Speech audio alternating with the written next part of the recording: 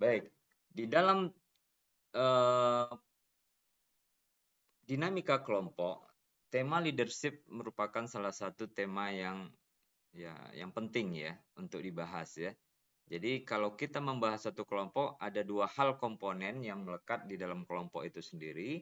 Yang pertama pemimpin dan yang kedua pengikut ya, follower. Nah, apa yang harus kita pelajari? Nah, ini kita akan coba belajar tentang konsep leadership dasarnya ya. Pengertian ya, konsep, kemudian levelnya dan teori-teori yang banyak digunakan di dalam eh, psikologi kelompok. Kemudian apa yang pertanyaan yang kita muncul adalah apa yang ada di pikiran kita ketika kita mendengar atau membaca gitu ya kata kepemimpinan. Apa yang terada dalam benak Anda? Apa? Kalau kita bicara tentang leadership,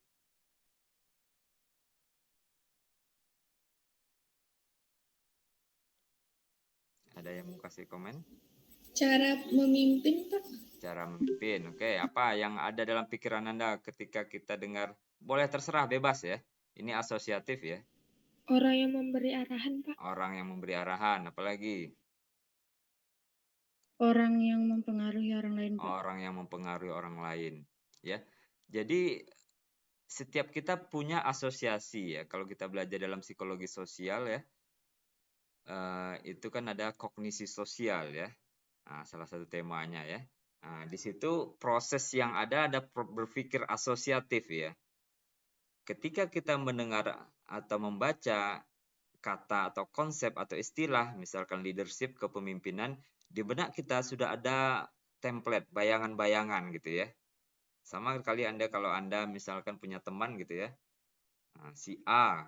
Ketika nyebut si A itu pikiran Anda sudah, oh si A ini ya mungkin yang paling menonjol apa ya, misalkan energik gitu ya, pemalu apa-apa gitu ya. Jadi itu apa namanya, gambaran skema yang ada dalam pikiran kita ya tentang suatu hal. Nah, di dalamnya kepemimpinan. Nah, tentu kepemimpinan ini ya kalau kita lihat konsepsinya ya itu dari buku Forsyth yang saya sadur ya, ya dari beberapa tokoh politik ya ini banyak gitu ya. Jadi ada leader is dealer in hope gitu ya. Satu yang orang yang memberi harapan gitu ya. Orang yang melaksanakan tugas gitu ya, yang memiliki karakter gitu ya. Ya, orang yang harus kita ikuti. Nah, ini bisa kita lihat konsepsi ini ya pandangan ya dari ya orang-orang yang terkenal ya yang terlibat di dalam politik tentunya ya. Pemimpin itu adalah orang yang bisa menggerakkan massa gitu ya, yang mencapai tujuan gitu. Nah, jadi ini ya, kalau kita gali ya setiap kita punya konsepsi-konsepsi yang berbeda tentang leadership gitu ya.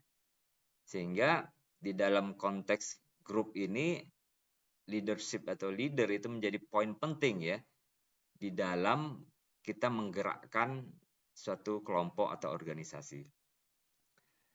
Lalu apa definisi tentang leadership ya? Jadi kalau kita tanya tentu akan banyak definisi ya.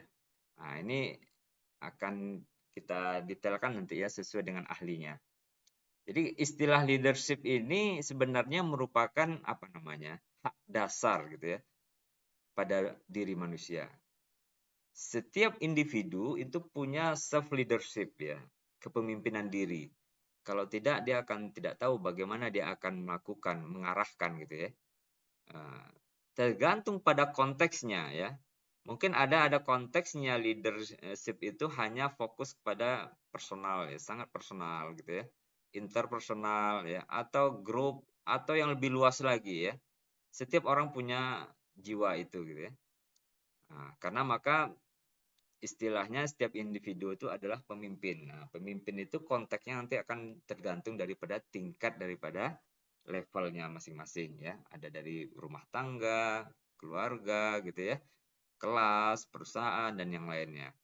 Jadi leadership ini suatu keniscayaan. Nah, secara definisi ya, kalau kita lihat dari para ahli, leadership ini nanti berkaitan ya dengan proses ya. Ya, kalau menurut Roach dan Billing ini mengatakan bahwa proses mempengaruhi aktivitas sebuah kelompok yang terorganisir menuju pencapaian suatu tujuan ya. Jadi kalau kita ukel juga hampir sama ya. Jadi proses mempengaruhi orang lain. Jadi leader ini erat kaitannya bagaimana pemimpin itu mempengaruhi orang lain. Jadi kalau Anda mau introspeksi diri, apakah saya punya jiwa leadership? Sekarang kita lihat ke diri kita atau lihat ke orang lain. Saya bisa nggak mempengaruhi orang lain?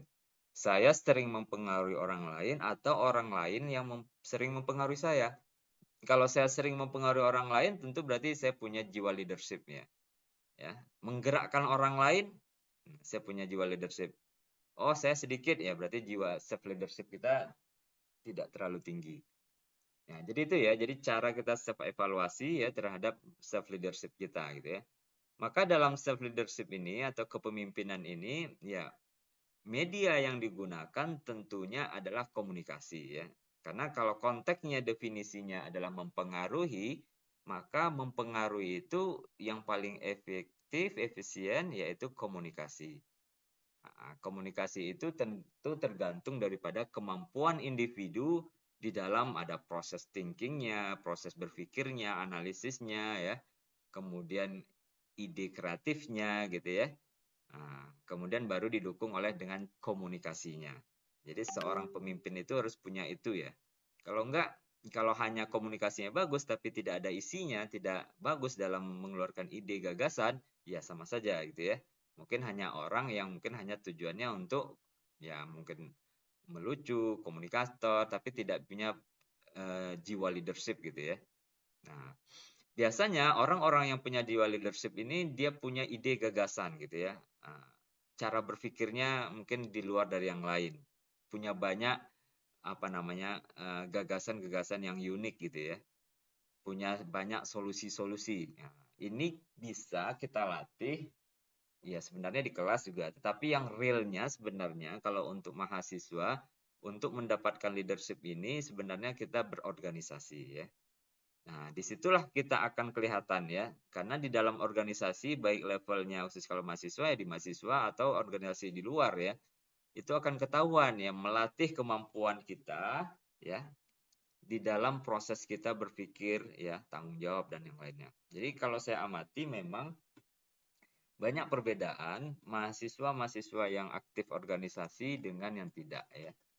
Khususnya di dalam cara dia memimpin, cara dia berkomunikasi, ya. Nah, ini mungkin nggak kalian dapat di kelas ya. Kalau di kelas mungkin saya ngasih teori aja ya. Kasih kepemimpinan itu adalah, nah, tetapi prakteknya yang latihannya itu harus kita apply, harus kita latih di situasi yang real ya, ya organisasi. Nah, organisasi ini tentu yang intent itu ya organisasi di luar kelas, artinya maksudnya tidak organisasi dalam kelas ya, yang benar-benar ini ya, yang non akademik misalkan ya, apakah BEM, apakah organisasi keislaman dan yang lainnya. Nah, jadi itu ya, jadi ini salah satu skill ya yang harus dimiliki ya mahasiswa, yaitu leadership ya. Kemudian kepemimpinan juga identik dengan yang tadi ya, mempengaruhi tujuan, struktur, dan hubungan di dalam kelompok dan juga aktivitas. Jadi memang ya leadership ini ya banyak kaitannya dengan dinamika kelompok ya. Jadi bagaimana hubungannya ya, relasi dia dengan anggotanya dan yang lainnya. Kemudian bisa kita lihat juga ini level leadership ya. Seperti yang saya katakan tadi, mulai dari self, individu, diadik ini interpersonal ya, grup, organisasi ataupun global ya. Jadi kalau kita lihat orang-orang yang punya jiwa leadership gitu ya. Jadi memang pemimpin itu ya leadership ini sifatnya ya. Jadi beda dengan leader dengan leadership ya. Bisa saja seorang pemimpin tidak punya jiwa leadership gitu ya. Ya mungkin seorang pemimpin punya jiwa manajerial. Nah, nanti kita lihat apa beda manajer dengan leadership gitu ya. Nah, jadi seorang pemimpin itu harus mempunyai jiwa ya leadership ya, kepemimpinan ya. Jadi pemimpin itu lebih global ya, lebih cara pandang terhadap organisasi itu berbeda dengan ya orang yang biasa gitu, apalagi follower gitu ya. Dia berani mengambil tanggung jawab ya, punya kemampuan pengambilan keputusan dan yang lainnya. Jadi levelnya mulai dari personal yang terendah sampai dengan level organisasi bahkan mungkin global ya. Itu level kepemimpinan. Nah, konteksnya leadership ini banyak ya. Nah, ini ada beberapa contoh saja, ada konteks agama, politik, sosial, militer. Nah, nanti akan kita lihat ya sebenarnya siapa pemimpin yang bisa mencakup semuanya ini. Ya, mungkin yang kita tahu tidak ada ya, kecuali Nabi Muhammad ya. Ya, semua dari negara, agama, politik, sosial, dan militer gitu ya. Kalau sekarang konteksnya ya hanya pada bidang-bidang tertentu saja. Oke ya, jadi ini konteksnya di mana pemimpin itu ada gitu ya. Nah, ini kalau contohnya negara di Indonesia ya, beberapa negara lain ya, proses atau leader itu ya muncul ya dari orang-orang ya, nanti bisa kita perdebatkan ya, apakah leader itu karena dibentuk atau karena berasal dari apa namanya keturunan gitu ya. Jadi bisa kita lihat. Kemudian kalau kita lebih yang seperti yang tadi ya ini agama, ada politik, ada sosial, ada militer gitu ya. Jadi sebenarnya ya pemimpin ini akan muncul dalam setiap organisasi tergantung konteksnya ya. Apakah agama, politik, ya sosial atau militer dan yang lainnya gitu ya. Bahkan dalam satuan terkecil pun ya kita kalau di dalam Islam ya ketika kita melakukan perjalanan ya 3 orang ya dianjurkan kita ya untuk memilih satu pemimpin. Ini secara informal ya tentunya. Karena pemimpin itu akan memberi amanah tanggung jawab untuk ya mengarahkan mau kemana ya kelompok atau siapa ya sehingga tidak bingung nanti ya ketika kita melakukan perjalanan. Nah, itu ya kaidahnya. Kemudian bagaimana pemimpin ini bisa mempengaruhi orang lain ya. Jadi karena tujuan pemimpin ini adalah mempengaruhi ya mengarahkan individu yang ada di dalam kelompok untuk melaksanakan apa yang diinginkan ya atau apa yang tujuan daripada kelompok, maka dia harus bisa mempengaruhi orang lain. Nah, cara dia mempengaruhi orang lain bisa melalui tujuan dan outcome-nya. Ya. Jadi pemimpin bisa membuat setiap anggota itu merasa bahwa harus mencapai tujuan atau hasil yang ingin dicapai oleh kelompoknya. Jadi penekanannya pada visi misi ya, tujuan yang ingin diraih. Yang kedua bisa juga dengan reasoning ya, logika atau emosi ya. Menggunakan rasionalitas dalam mempengaruhi anggotanya dengan memberikan data-data gitu ya yang sangat bisa diterima oleh anggotanya atau dengan alasan emosi ya. Jadi pemimpin ini memberikan suatu ya kayak sosial identifikasi bahwa grup ini setiap orang yang berada di grup ini merasa bangga gitu ya. Sehingga punya tanggung jawab untuk melaksanakan apa yang diminta oleh pemimpin. Nah, jadi kalau tadi namanya sosial identitas ya, jadi merasa kepemilikannya ya, merasa bangga gitu ya dengan kelompoknya gitu ya. Nah, ini cara pemimpin ya di dalam mempengaruhi anggotanya. Nah, ini ada beberapa teknik ya, stimulasi, persuasi, dan power ya, kekuatan ya. Jadi memang di dalam kita menggerakkan orang lain ya, kita belajar banyak teknik ya. Apakah dengan reward and punishment gitu ya, atau dengan cara persuasif ya, dengan cara melakukan komunikasi yang baik, mengajak gitu ya, atau dengan power. Nah, ini mungkin alasan terakhir gitu ya, dengan aturan-aturan atau menekankan kepada kekuatan daripada leader gitu ya, mempengaruhi anggotanya dengan kekuasaannya. Cuma ini kurang bagus ya kalau terlalu sering menggunakan power. Tentu stimulasi persuasi ini akan lebih banyak dominasinya ya. Sehingga bagaimana leader itu mendorong anggotanya untuk bisa bergerak ya, untuk mempengaruhi anggota sehingga mencapai tujuannya. Jadi kalau kita misalkan punya organisasi, ya apa tujuan organisasi ya, kemudian bagaimana kita menggerakkannya. Jadi kalau istilahnya kalau Anda bergabung dalam organisasi, kemudian ada kegiatan, Anda diamanahi menjadi ketuanya, maka ketua panitia gitu ya, atau ya ketua panitia, Anda bisa akan lihat ya kemampuan Anda di dalam memanage gitu ya.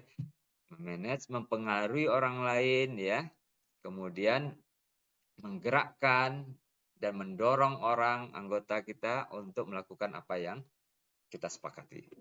Itu ya, jadi banyak tekniknya. Nah, kemudian menurut Wade ya, ada 4 faktor ya orang menjadi pemimpin ya. Apakah operational leadership ya yang paling menarik, paling dinamis gitu atau popularity gitu ya, atau terwakilan representatif atau bakat gitu ya. Jadi banyak faktor ya. Jadi kalau Anda misalkan milih pemimpin di kelas ya mungkin apakah karena kecakapannya, populernya dia gitu ya, kemampuannya ya, ini banyak faktor ya. Nah, kalau White dia membagi menjadi 4 ya. Karena tadi seperti yang saya katakan bahwa pemimpin itu dilahirkan atau dibentuk gitu ya. Satu pertanyaan yang sulit kita jawab, tetapi kalau kita melihat realita itu sangat saling berkombinasi ya. Jadi kalau nanti kita lihat ya banyak tokoh-tokoh misalkan Presiden Soekarno ya, itu memang dibentuk oleh situasi pada saat itu gitu ya. Nah, ya. Jadi situasi yang memang akhirnya dia menjadi seorang leader gitu ya dan ditunjang oleh personal quality-nya ya memang bagus ya yang bisa membuat retorika di dalam berpidato. Kemudian kita lihat Ibu Mega ya. Nah, Ibu Megawati selaku pernah menjadi presiden, sekarang ketua PDIP ya, partai politik. Nah, orang akan cenderung ya melihat bahwa beliau leadernya itu lebih karena faktor keturunan. Nah, jadi ada faktor situasional tapi tidak banyak ya. Jadi orang akan sangat kuat identifikasinya menjadi kepada keturunannya karena ayah beliau adalah misalkan presiden sebelumnya Soekarno ya sehingga mempengaruhi ya beliau sehingga orang juga melihat beliau sebagai seorang pemimpin gitu ya.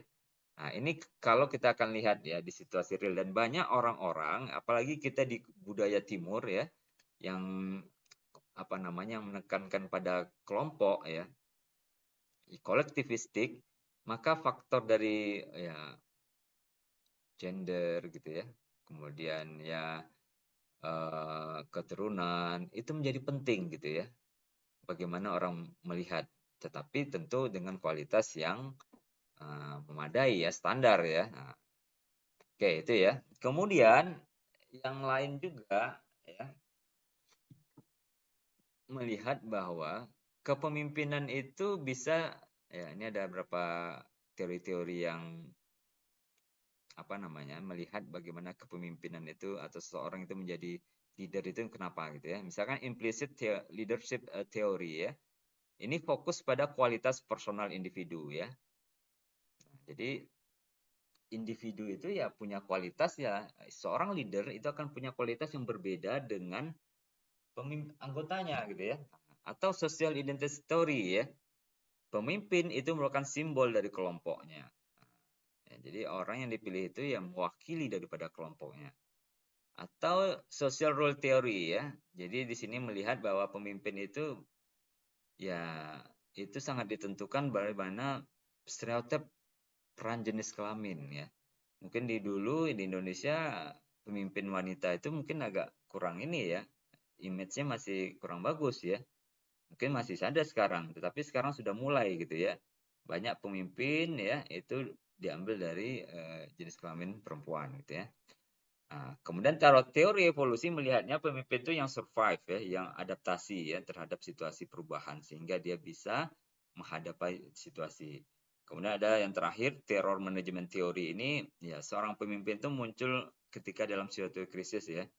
Jadi orang ketika berada pada situasi yang terdesak gitu ya, mengancam kematian, maka kelompok itu biasanya akan ya pemimpin itu akan muncul gitu ya, akan kuat gitu ya, merasa lebih kuat lagi karena dia harus ya menghadapi situasi-situasi yang krisis.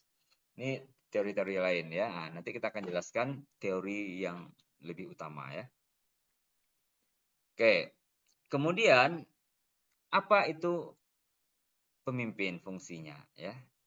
Jadi sebenarnya ya kalau kita lihat banyak sekali fungsi-fungsi daripada pemimpin ya. Jadi kalau kita ingin sebutkan ya di sini saya sebutkan 5 gitu ya.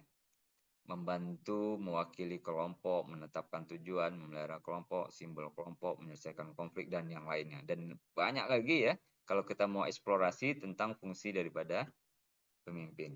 Yang jelas fungsi utamanya adalah bagaimana ya leader ini itu dapat menggerakkan ya kelompoknya mencapai tujuan yang telah disepakati. Visi misinya apa? Ya. Nanti di dalam proses itu terjadi dinamika-dinamika, apakah konflik gitu ya, apa masalah komunikasi, masalah struktur dan yang lainnya. Itu fungsi leader itu adalah menjadi ya apa namanya jembatan ya, menengahi konflik-konflik yang ada atau menyelesaikan konflik-konflik yang ada. Nah, itulah fungsi utama daripada seorang leader. Nah, pertanyaannya, mungkinkah kelompok tanpa pemimpin? Gimana? Ada yang bisa jawab? Tidak, Pak. Tidak. Kenapa? Kenapa tidak? Tidak, Pak. Kalau Hmm, tidak ada pemimpin, kelompok tidak bisa berjalan dengan lancar, Pak. Ya, benar ya. Ya mungkin saja gitu ya. Kalau kita bagi kelompok itu formal, informal. Kalau formal itu jarang kita temui ya, formal ya. Tapi kalau informal mungkin banyak ya. Nah, tetapi kan ada implikasi negatifnya ya. Ketika suatu kelompok ya itu tidak ada leadernya gitu ya. Sekarang kalau Anda diminta bergabung dalam satu kelompok, ya ada tipenya macam-macam ya mahasiswa kan. Ada yang suka hanya menjadi followernya saja gitu ya. Ah saya cukup follower udah cukup gitu ya. Ada yang suka menjadi ya saya cukup mungkin jadi panitia, jadi anggota seksi-seksinya. Ada yang suka ya mungkin punya jiwa leadership, dia suka menjadi tantangan ya dia mau menjadi leader gitu ya. Ini punya style atau karakter masing-masing setiap individu gitu ya. Nah, jadi mungkin ya, tetapi tentu tidak lengkap gitu ya. Atau sebaliknya, mungkin nggak kelompok itu tanpa follower. Ya, bisa saja gitu ya. Tapi ini lebih sulit lagi gitu ya memimpin ya. Namanya kelompok ya, definisi kelompok kan terdiri dari berapa orang gitu ya. Nah, terdiri berapa? Semuanya pemimpin ya mungkin kacau juga gitu ya. Nggak ada kelompok ya. Jadi kalau kita lihat realitasnya ya setiap grup itu ya ada yang memimpin gitu ya. Kalau semuanya ingin jadi pemimpin ya akan kacau juga gitu ya. Karena memang leadership ini ya biasanya dalam satu kelompok ya satu gitu ya. Mungkin ada wakil dan yang lainnya. Oke ya. Nah, kemudian kalau kita lihat ya apa leader dan follower atau pengikut itu dua hal yang harus ada ya ketika di dalam grup ya. Maka hubungannya itu akan saling terkait ya. Jadi saling terkait ya hubungan antara follower dan leader. Nah, di sini bisa Anda lihat ya gitu ya. Karakteristik follower itu seperti apa ya. Jadi kalau leader yang baik itu ya leader yang mampu mengarahkan, mengajak ya suatu anggotanya mencapai tujuan, maka kalau kita tidak bisa menjadi leader yang baik, maka jadilah follower yang baik, yang komit gitu ya. Jadi kalau kita lihat di sini yang atas ini ada independen atau critical thinking, di bawahnya dependent ya, uncritical thinking, sebelah kanannya positif ya. Ya, kemudian negatif ya. Nah, jadi cara lihatnya seperti itu ya. Ya. Independen atau critical thinking yang negatifnya adalah aliniasi ya. Aliniasi itu menjauhi daripada kelompoknya. Tapi yang bagusnya adalah ya, jadi kalau yang positifnya dia menjadi apa namanya bintang gitu ya, menjadi teladan, pengikut teladan karena memiliki komitmen ya untuk selalu ya komit dan punya perhatian terhadap kelompoknya. Nah, kemudian yang dependen, ya dependen ini ya bisa jadi yang negatifnya itu pasif. Jadi ada juga ikut aja followernya ya. Mana diarahkan ikut gitu ya. Nah, kalau yang positifnya ya dia konformis gitu ya, dia akan ikut tetapi tentu ya dengan catatan-catatan gitu ya. Nah, itu ada baik, ada positif, ada negatifnya ya. Oke, jadi itu ya. Jadi hubungan antara dua hal ini menjadi apa namanya? Saling terkait ya, membentuk suatu lingkaran yang utuh untuk menjadikan suatu organisasi itu baik atau tidak ya. Jadi leaders sama dengan follower. Nah, ini ya perbedaan antara pemimpin informal ya dengan yang formal ya. Jadi konteksnya ya informalnya mungkin bisa saja tidak ada legitimasinya, kemudian kalau formal ada masa jabatannya, kemudian ada imbalannya, ada promosinya ya. Jadi ini pada konteksnya saja ya. Jadi banyak settingan-settingan ini ya, formal dan informal ya. Kemudian kalau kita lihat, nah ini yang saya utarakan tadi, apa bedanya leaders ya, leadership ya dengan manajemen ya. Jadi setiap pemimpin itu belum tentu dia punya jiwa leadership gitu ya. Tetapi leader bisa menjadi seorang manajer gitu ya. Karena yang harus dimiliki oleh seorang leaders ya adalah di sini ada nomor 4 ya, visioner ya. Dia lihat organisasi itu lihatnya keluar, bukan ke dalam ya. Jadi detail-detail organisasi itu mungkin diserahkan kepada manajer gitu, atau bagian kalau di organisasi di bagian tata usahanya. Dia lihat lebih kepada ya bagaimana kita menggerakkan grup ini kemudian menghadapi tantangan ya dan mencapai tujuan. Bagaimana kelompok ini tetap eksis? Bagaimana organisasi ini eksis ya di dalam persaingan? Apa yang harus dibutuhkan? Jadi itu namanya apa namanya? Seorang leadership ya, seorang leader yang memiliki jiwa leadership. Jadi kalau kita punya pemimpin tidak memiliki leadership tapi lebih banyak ngatur urus ini, urusnya nih, ya artinya dia tidak tahu bagaimana membawa organisasi ke depan ya, yang menjadi lebih baik, ya mungkin dia hanya sebatas manajer ya. Masalah teknis-teknis ya. Nah, tentu akan lebih bagus ya kalau kita contohkan ya banyak ya pemimpin-pemimpin ya kalau dalam perusahaan namanya CEO ya yang otaknya daripada perusahaan itu sendiri bagaimana dia mengarahkan ya anggota-anggotanya untuk bisa ya melalui ya, rintangan gitu ya. Dan biasanya memang yang sangat real ya ini organisasi-organisasi yang di bidang konteks industri gitu ya, sosial ya, karena memang pertukarannya mereka dituntut untuk menghadapi perubahan persaingan ya. Apakah misalkan organisasi perusahaan, IT gitu ya, atau sosial gitu ya. Jadi itu tantangannya karena akan banyak lahir ya ide-ide atau gagasan yang menuntut mereka untuk bisa survive gitu ya.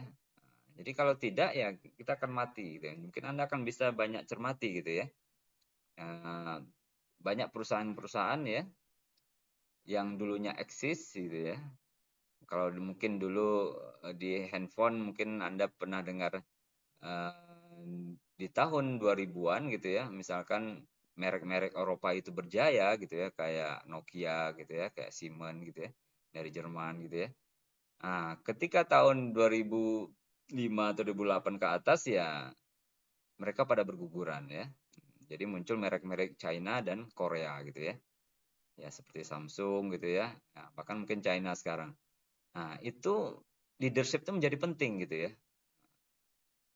Bagaimana mungkin Anda pernah merasakan nggak ya? Mungkin foto dengan, mungkin Anda pernah lihat gitu ya, bagaimana perubahan teknologi itu merubah gitu ya. Digitalisasi itu merubah gitu ya. Dulu kan kamera pakai apa ya, roll film gitu ya. Motonya ceklak-ceklik gitu ya. Satu roll isinya 30-an gitu ya. Hanya 30 ini kemudian dicuci gitu ya.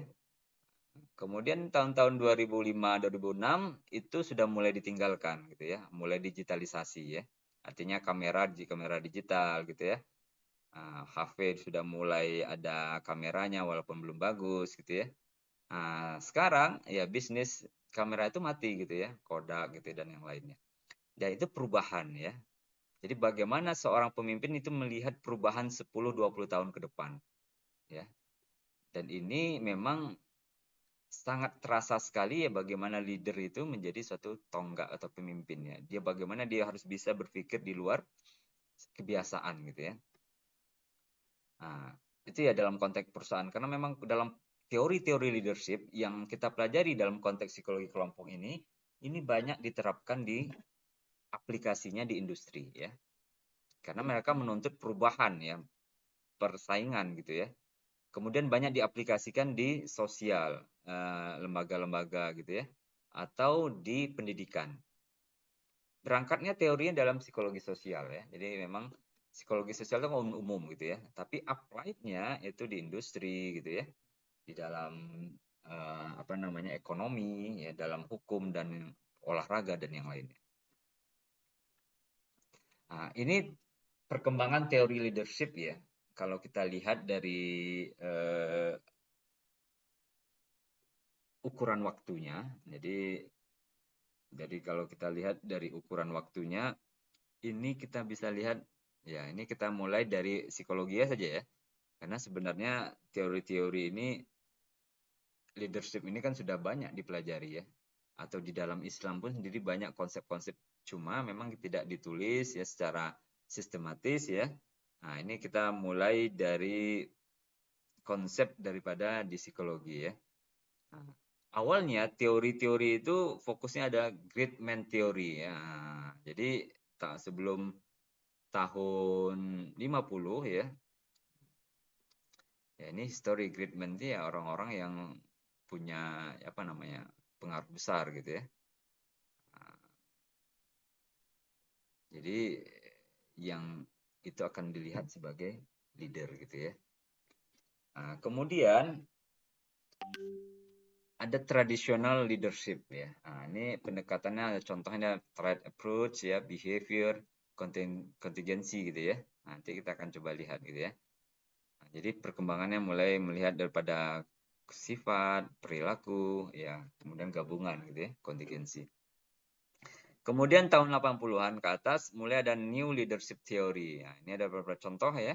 Authentic, transformational, spiritual leadership, karismatik gitu ya, ethical dan yang lainnya.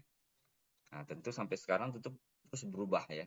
Tapi teori-teori dasar konsepnya ya tetap mengacu pada teori basicnya ya.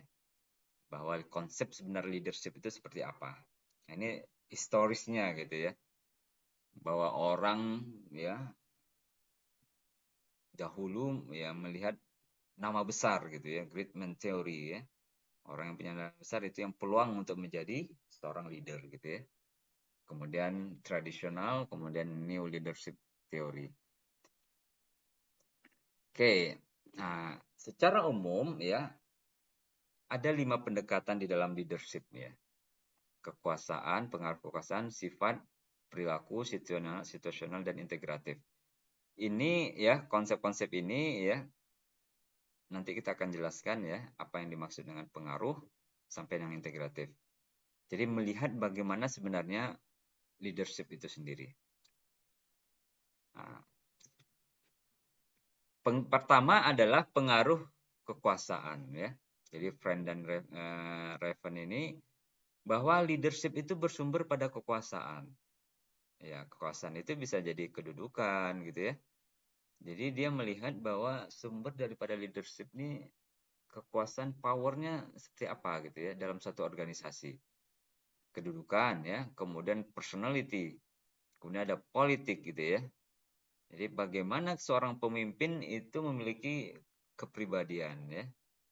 Kemudian bagaimana dia membangun relasi koalisi ya di dalam antar kelompok gitu ya, antar partai politik dan yang lainnya. Itu ya pengaruh dan kekuasaan. Jadi kalau kita lihat bahwa leader itu ya seorang pemimpin atau leadership itu akan dekat dengan kekuasaan ya, konteks yang sekarang ya. Kemudian yang teori yang kedua tentang sifat ya. Sifat ini fokusnya kepada atribut atau sifat yang dimiliki pemimpin. Jadi orang yang menjadi pemimpin itu ditentukan oleh personal quality-nya, intelijensinya, personality-nya, karakteristik fisik dan yang lainnya. Jadi ini fokus kepada sifat ya. Karena dulu kita belajar psikologi itu kan banyak kadang-kadang dipengaruhi oleh hal-hal yang bukan psikologis ya. Misalkan personality itu dipengaruhi oleh bentuk tubuh gitu ya. Kayak para psikologi gitu ya. Nah, kalau ini dia mencoba menjelaskan leadership itu punya sifat. Nah, pasti ya. Ini fokus kepada sifat. Nah, ini berapa sifat leader ya. Ada visioner ya, sampai amar ma'ruf nahi munkar. Jadi fokusnya kepada kualitas ya personal daripada leader itu sendiri. Kemudian ada juga fokus pada perilaku ya. Jadi fokus kepada perilaku ini adalah kaitannya dengan struktur dan organisasi ya. Jadi memang ada hal-hal yang dilihat atau yang tampak bahwa seorang pemimpin itu harus menjadi pengarah, panutan ya. Sesuatu yang nampak bagi followernya. Jadi dia fokus pada sesuatu yang dapat diobservasi yaitu perilaku. Nah, konsep ini ya di riset atau diteliti oleh ya misalkan dari University Michigan ya. Nah, dia melihat bahwa pemimpin itu ada pemimpin yang orientasinya tugas ya. Kemudian ada pemimpin yang berpusat pada bawahan ya, perhatian pada bawahan. Nah, dia membagi klasifikasi seperti itu. Kemudian dari Ohio State University dia melihat bahwa membentuk struktur ya. Kemudian dia memperhatikan juga hubungan dan saling menghargai dengan bawahan. Ini kurang lebih hampir sama ya. Nah, jadi fokusnya memang kepada perilakunya gitu ya. Memperhatikan hubungan relasi dengan bawahan. Kemudian menurut Lewin dan kawan-kawan ya, Kurt Lewin, bagaimana relasi pemimpin dengan bawahan itu? Ya, dia membagi menjadi 3 ya. Ini mirip-mirip yang teori ini ya, teori pengasuhan ya. Yang pertama, otoriter, demokratis, dan laissez-faire ya. Orang yang pemimpinnya otoriter ya pusatnya ada pada leadernya. Tidak menerima masukan-masukan dari anggotanya. Nah, yang di tengah-tengah itu demokratis ya.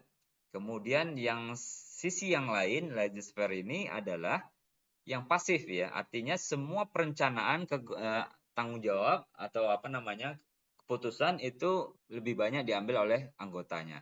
Pemimpin hanya mengawasinya. Jadi itu ya. Jadi pemimpin hanya mengawasi. Ini menurut Lewin ya. Jadi ini teori-teori basic ya dasar ya yang perlu kita ketahui. Nah, kemudian ada juga yang memperhatikan situasionalnya ya. Yang fokus kepada situasional. Nah, ini contohnya model kontingensi, partisipasi, kemudian ada Hersey ya, Blanchard gitu ya. Jadi dia melihat bahwa ya, hubungan antara perilaku pemimpin, pengikut dengan situasi lingkungannya. Jadi bahwa pemimpin yang sukses itu adalah yang mampu bersinergi dengan anggota dan situasinya. Jadi memang kombinasi ya. Nah, di dalam model kontingensi ini yang terkenal adalah model atau Fiedler gitu ya. Nah, sebenarnya mirip-mirip tadi dengan perilaku ya. Ya, dia mengembangkan let's prefer co-worker ya. Gaya orientasi tugas, gaya hubungan. Jadi ada pemimpin yang orientasinya tugas saja terus. Nah, tapi ada juga yang orientasinya hubungan gitu. Nah, akhirnya tugasnya lalai ya. Jadi di dalam kita memimpin ya itu kita bisa akan lihat ya apakah dia berorientasi tugas atau hubungan atau memang mix ya, gabungan ya. Dia memperhatikan tugas juga dan juga memperhatikan relasi dengan bawahannya. Jadi ada plus minusnya ya di dalam ini hubungan model kontingensi ini. Nah, ini ya hubungan antara pemimpin anggota, ya struktur dan kekuasaan kuat lemahnya. Jadi memang sangat mementingkan ya situasi ya antara pemimpin anggota, strukturnya itu sendiri dan posisi daripada kekuasaannya. Ada penghargaan, ada sanksi. Jadi memang kompleks ya. Ya, ini salah satu bentuk atau situasi yang menyenangkan ya di dalam model kontingensi. Oke, kita bisa lanjut. Nah, kemudian ada yang integratif ya, pendekatan yang terakhir, yang menggabungkan. Jadi memang sebenarnya bicara leadership ini kita nggak bisa juga bicara tentang apa namanya terpisah ya, harus seperti ini. Nah, muncullah teori-teori karismatik ya, pemimpin yang seorang memiliki visioner, unik dan sangat dihargai. Kemudian di satu sisi dia transaksional. Transaksionalnya ya memotivasi, peran, tuntutan dan memberikan reward dan punishment gitu ya. Ya transaksional ya. Kemudian ada yang transformasional gitu ya. Nah, jadi memberikan motivasi, stimulus ya. Jadi mungkin yang karismatik itu banyak lebih kepada apa namanya, selain garis keturunan mungkin personalitinya gitu ya. Makin Anda bayangkan mana presiden yang karismatik di Indonesia? Ada yang tahu paling karismatik siapa pemimpin di Indonesia menurut Anda?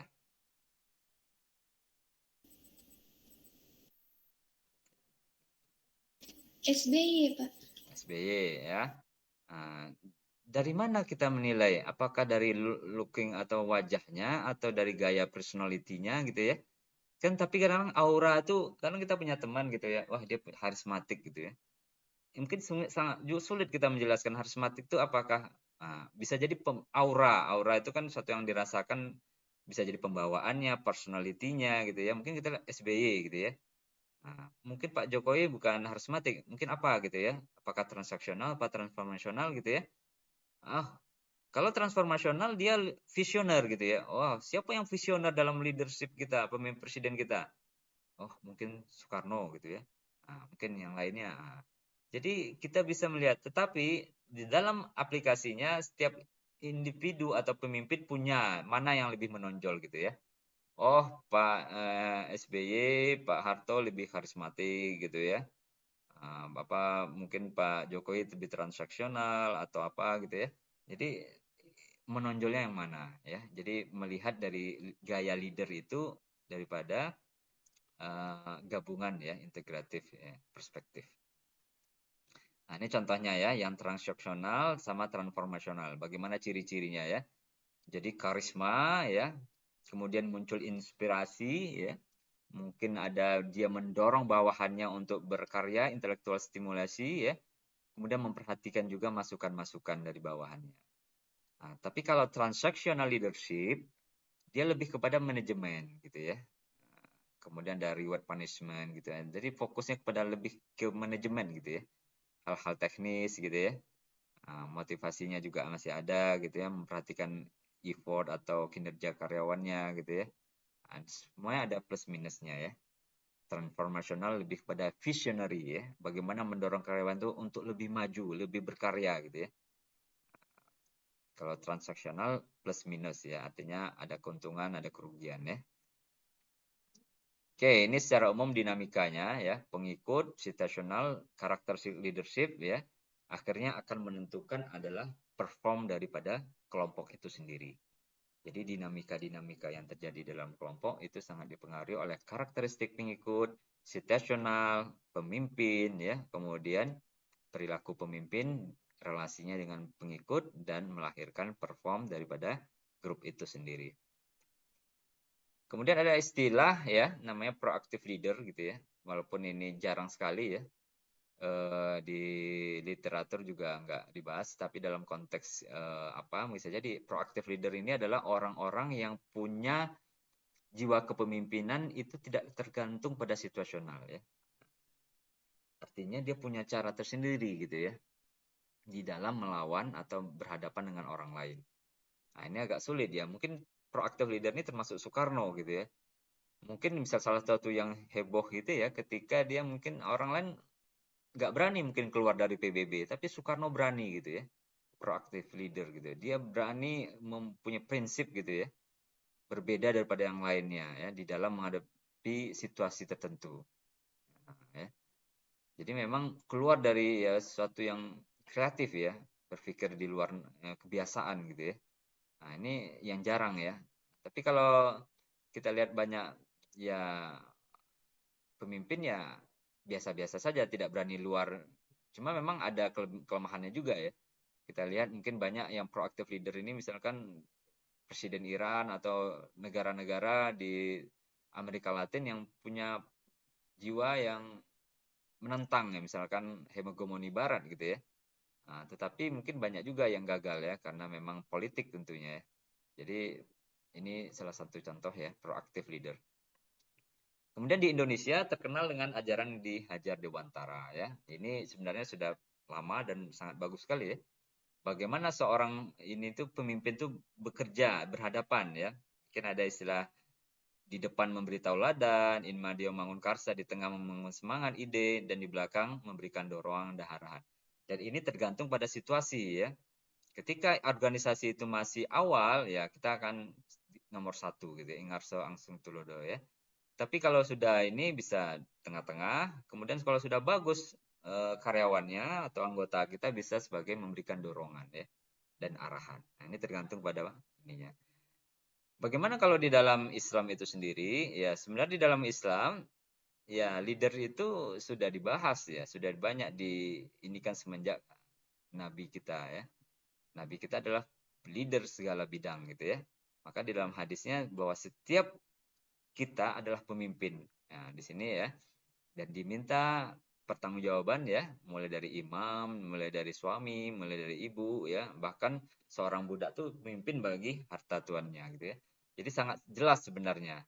Maka di dalam Islam ya kita bisa banyak belajar dari sirah-sirah Nabawi, dari sahabat gitu ya, bagaimana mereka mengaplikasikan daripada jiwa-jiwa leadershipnya. Tinggal ditulis ya. Sekarang sudah banyak ya leadership ya perspektifnya keislaman. Nah, ini ada beberapa sifat ya yang sangat populer ya, sifat kenabian ya, sidik, amanah, tablik, dan fatonah. Nah, inilah yang nanti kita bisa kembangkan ya di dalam kita melaksanakan, mengaplikasikan, mengintegrasikan antara psikologi dan Islam. Nah, saya harapkan memang nanti tugas-tugasnya yang kalian buat video itu ada integrasi ya antara Islam dan psikologi. Itu akan lebih bagus ya. Baik, mungkin itu saja yang bisa saya sampaikan pada siang hari ini. Silakan kalau ada pertanyaan. Baik, saya akhiri. Assalamualaikum warahmatullahi wabarakatuh.